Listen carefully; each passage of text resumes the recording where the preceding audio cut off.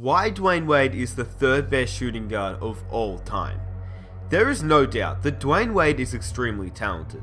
Seeing him dominate in the finals at both ends of the court is remarkable. D Wade in his prime was one of the most exciting players to watch. He was a two-way player who could slither through double teams so gracefully and defend as well as anyone in the NBA for a player his size. For those that don't know, I love the Miami Heat. I've said it before and I'll say it again. Wade is the reason I truly got into the NBA, so as you can imagine, just like many Miami Heat fans, I was pretty upset when he went to Chicago. In saying that, I don't know how I haven't made a Dwyane Wade video on this channel, but I think it's about time. Now, I think we know who the top two shooting guards of all time are. Michael Jordan and Kobe Bryant. I don't think that people should have a problem with me calling those two the greatest shooting guards of all time, but the third greatest, well, that's up for debate. But you've read the title, you've clicked on the video, and here's why I think Dwyane Wade is the third best shooting guard of all time. So, in order to put Dwyane Wade in a top 3 shooting guard list, we first need to discuss who else is fighting for the spot. Here's the list that I've come up with. Obviously 1 and 2 is Mike and Kobe, but for the number 3 spot we have Allen Iverson, Clyde Drexler, George Gervin, and obviously Dwyane Wade. Now you've noticed I haven't put Reggie Miller, Ray Allen, Sam Jones, or Jerry West, and here's why. I just don't think that the first 3 players of Miller, Allen, and Jones deserve to be in a top 3 discussion. Yes, no doubt, they were great players, definitely 3 of the top shooting guards to play, but I just don't think they were good enough to make it to a top 3 shooting guard of all time. I also mentioned Jerry West. The reason I'm not talking about Jerry West is, well, because he's a point guard, not a shooting guard. Yes, he may have played shooting guard for some time in the NBA when Gail Goodrich wasn't playing in LA, but for majority of his career, Jerry West was a point guard. According to Basketball Reference, he was listed at point guard every season but 2. And Basketball Reference is pretty much a guide to basketball, so I'm definitely trusting Basketball Reference. Anyway, let's compare Dwyane Wade with some of his competition for the top 3 shooting guard spot. We're going to compare 4 things: peak, career stats, efficiency, and accolades. Now, what I mean by peak is literally at the peak of their career, pretty much their best season. So peak for Dwyane Wade was 30.2 points per game, 5 rebounds, 7.5 assists, 2.2 steals, 1.3 blocks per game with a 30.4 PER. Allen Iverson in 2000-2001, where he won the MVP, averaged 31.1 points per game, 3.8 rebounds, 4.6 assists, 2.5 steals, 0.3 blocks with a 24.0 PER. George Gervin in 1979-1980 averaged 33.1 points per game, 5.2 rebounds, 2.6 assists, 1.4 steals, 1 block per game with a 24.0 PER. Reggie Miller in 1989-1990 averaged 24.6 points per game, 3.6 rebounds, 3.8 assists per game, 1.3 steals, 0.2 blocks with a 20.8 PER. Clyde Drexler in 1988-89 averaged 27.2 points per game, 7.9 rebounds, 5.8 assists, 2.7 steals, 0.7 blocks with a 23.6 PER. The peak of each of these players is amazing. While George Gervin and Allen Iverson were the best scorers, Clyde Drexler is the best rebounder, but that's kind of expected since he was 6'7". And Dwyane Wade is the best passer and the best shot blocker, which is pretty crazy for a guy his size. I give the slight edge to Dwyane Wade here because of his ridiculous PER, along with the incredible defense he displayed during this season. Now let's go over career stats. Dwyane Wade, 24.6 points per game, 5 rebounds, 6.1 assists, 1.8 steals, 1 block with a 25.4 PER. Allen Iverson, 23.3 points per game, 3.3 rebounds, 5.4 assists, 1.9 steals, 0.2 blocks with a 20.9 PER. George Gervin, 25 points, 5.3 rebounds, 2.6 assists, 1.2 steals, 1 block with a 21.4 PER.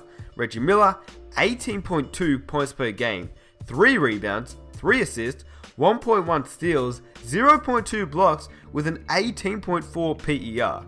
Clyde Drexler, 20.4 points per game, 6.1 rebounds, 5.6 assists, 2 steals, 0.7 blocks with a 21.1 PER. Here, Reggie Miller is clearly lacking compared to the other 4. However, it is important to note that he did play until he was 39 years old. Wade and Drexler clearly have the best stat lines for their respective careers. Clyde played until he was 35 years old, so we'll have to see how these numbers change for Dwyane Wade in the next couple of years. Now, the next stat is efficiency, but I don't really want to get too into it because it's sort of hard to explain in numbers, but I'll give you the breakdown. Reggie Miller is the clear winner here because of his excellent 3-point and free throw shooting. Iverson's numbers are pretty bad, in fact they're abysmal, while Dwyane Wade, George Gervin and Clyde Drexler are all relatively close to each other. Now let's look at accolades. Dwyane Wade, he's a 3-time NBA champion, a finals MVP, a scoring champion and a 12-time All-Star, but he's still playing in the NBA today. Allen Iverson, he's an MVP, a 4-time scoring champion and an 11-time All-Star. George Gervin, 4-time scoring champion, 9-time All-Star. Reggie Miller, 5-time All-Star. Clyde Drexler, an NBA champion and a 10-time All-Star. So, Allen Iverson is the most decorated player in the regular season, but Dwyane Wade has had the most postseason success. He's won more championships than all the other players combined. Yes, he has played with LeBron James and Chris Bosh, but it isn't his fault for wanting to win. Not to mention, he's not the one that left. The other two left their respective teams to join Dwyane Wade in Miami, so can you really blame Dwyane Wade? Still, in 2006, Dwyane Wade didn't have LeBron James or Chris Bosh, and he still won. Yes, he did have Shaq, but during that final series, it was all Dwyane Wade. I'm going to explain more later on.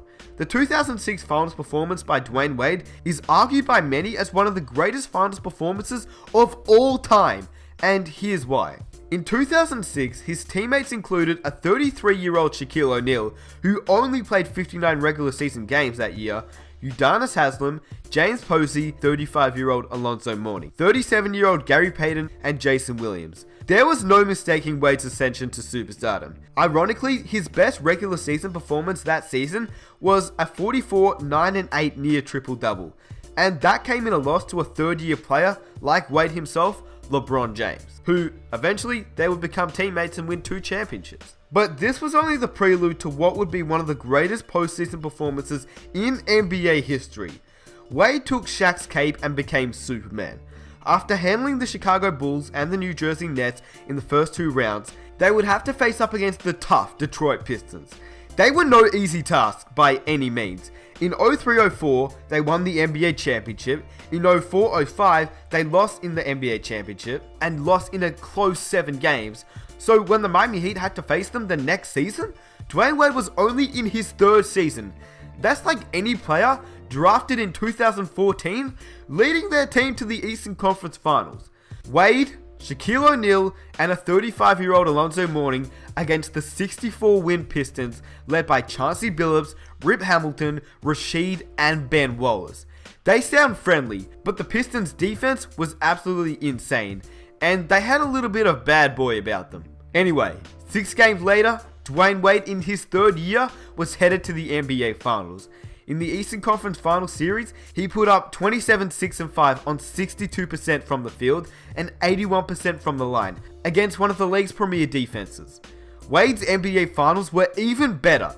After a poor 2 games in Dallas as a team, Dwyane Wade scored 42 of his team's 98 points and hauled in 13 rebounds to drag his team to victory in Game 3. Game 4 was more of the same, with Wade scoring 36 of his team's 98, and in Game 5, Wade was already at 41 when Dirk fouled him with 1.9 seconds to go, sending him to the line. Wade sank 2 clutch free throws to give the Miami Heat a 3-2 series lead.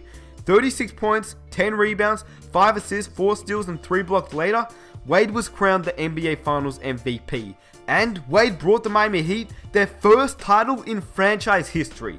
Dwyane Wade during these NBA Finals had an average of 35 points, 8 and 4 with 3 steals, a block, and a game that qualified for one of the greatest NBA playoff performances of all time. John Hollinger wrote in 2012 that it was the single greatest final series in NBA history, ahead of any Jordan 6, ahead of Magic, ahead of Bird, Russell, Kobe, Duncan, which is just crazy to say, but when you break it down, it's definitely up there. In Hollinger's own words, and I quote, While it seems strange to have somebody besides Michael Jordan in the top spot for the greatest finals series in NBA history, the truth is, Jordan never dominated a finals to this extent. At the time, many called Wade's performance Jordan-esque. It turns out they may have been selling Dwyane Wade short. Now, do I agree with this statement? I don't know, that's debatable. Jordan had some pretty amazing moments in the NBA Finals, but I do agree that Dwyane Wade absolutely killed it in 2006. So we've looked at Dwyane Wade compared to some of the other NBA greatest shooting guards in Clyde Drexler, Reggie Miller, Allen Iverson, and George Gervin. I've discussed Wade's incredible 2006 Finals performance. Now it's time to go over his 2008-09 season, where many consider this season as the season where Dwyane Wade was robbed of the MVP. Dwyane Wade at his peak was unstoppable. In the 2008-09 season, he submitted one of the most dominating seasons in NBA history, slicing through and shooting over opponents, as well as anchoring Miami defensively. Wade manhandled opposing teams, despite possessing a supporting cast of Mario Chalmers, Udonis Haslem, Michael Beasley, and Daquan Cook. Hold up a second, I need to throw up. I won't even bother mentioning the benchwarmers. Surrounded by a horrible roster, Wade joined elite company. Not top 10 or top 5 elite, but all-time great. Only 3 players have ever in the entire NBA history scored 2,300 points, holding 350 rebounds, and dished out 500 assists in a single season. Michael Jordan, LeBron James, and Dwyane Wade in 2009. Bill Simmons said it best in the Book of Basketball, saying Wade performed the best Jordan imitation yet. During that particular season, I'd have to agree with Bill Simmons, yet Dwyane Wade didn't win the MVP, and here's why. That year in 2008-09, any fan could make the outstanding argument for either LeBron James or Dwyane Wade to win the MVP award that season. Okay, I'm going to put 2 sets of numbers on the screen right now, and I want you to choose either player A or player B. Alright, ready? Player A, 30.2 points per game, first in the NBA, 7.4 assists, 9th in the NBA, 5 rebounds, 2.1 steals, 2nd in the NBA. Player B, 28.4 points per game, which is 2nd in the NBA, 7.25 assists per game, which is 10th in the NBA, 7.57 rebounds, 1.9 steals, which is 7th in the NBA. Yeah, you probably guessed it already. Player A was Dwyane Wade and Player B was LeBron James. When you put the stats side by side, they are very similar. That particular season, Dwyane Wade beat LeBron James in points, assists, steals, blocks, and field goal percentage. Dwyane Wade easily had a better case to be the MVP that season. If the MVP trophy was awarded to the most valuable player to their team, then Dwyane Wade would have won it. Since the MVP trophy is awarded to the most valuable player in the entire NBA, LeBron James was crowned the winner. Although Dwyane Wade put up incredible numbers that season, LeBron James historically had one of the best seasons in NBA history. LeBron James that year led his team to the best record in the NBA, having the 12th most win shares of all time, the most since Michael Jordan in 1996, enhanced his MVP case by a larger margin. People like to say that Dwyane Wade was robbed of the MVP. I personally don't think he was. I still feel like LeBron should have won that year because he led his team to the best record in the NBA, but I also think you can definitely make a case for why Dwyane Wade could have or should have won the MVP, and also I strongly believe that this season of Wade's should not go unnoticed. Now lastly, I just want to talk about Dwyane Wade's legacy and injuries because I feel like that's important, and then we'll end the video. He's always had some sort of injury throughout his career. That's why I always wonder, what if Dwyane Wade played healthy for most of his career? He's never ever played all 82 games in a season, and he's only played 855 games in his entire career, which is not that much for a player who's played 13 seasons in the league.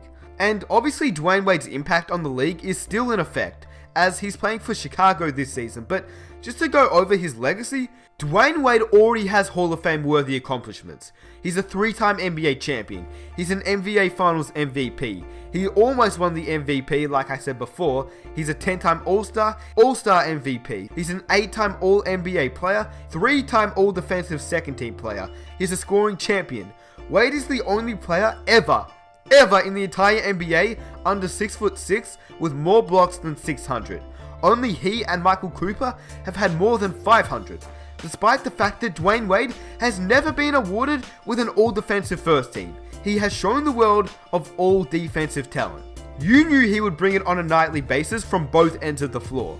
Dwyane Wade is also in elite company. Since 1980, only 5 players have averaged 27 points, 5 rebounds, 6 assists per game.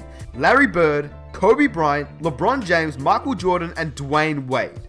And I hope you guys enjoyed the video. Hopefully it made you think a little bit about Dwyane Wade, and honestly, I want to know if I convince any of you why Dwyane Wade is the top 3 shooting guard of all time. Let me know down below in the comment section, I honestly want to know. And I want you guys to rank your top 5 shooting guards in order, from number 5 to number 1. Let me know down below in the comment section. I think it'll be interesting to see what you guys think. If you enjoyed the video, it would mean the world to me if you could hit that subscribe button. I make a whole bunch of NBA videos, and I'm preparing some pretty cool what ifs and other NBA history videos that I don't think you guys want to miss out on. So it only takes a second. Go down below, hit the subscribe button. As for all of you that are currently subscribed, I appreciate all the support that you guys show in every single video, and let's see if we can smash 2,000 likes for the next video. If we can reach 2,000 likes, that would be awesome. And if you want to watch some NBA 2K17 content, I have a separate channel that I post daily NBA 2K17 content on, so the link is down below in the description. And thanks for watching, guys. I really appreciate it, and I'll catch you in the next one. Peace!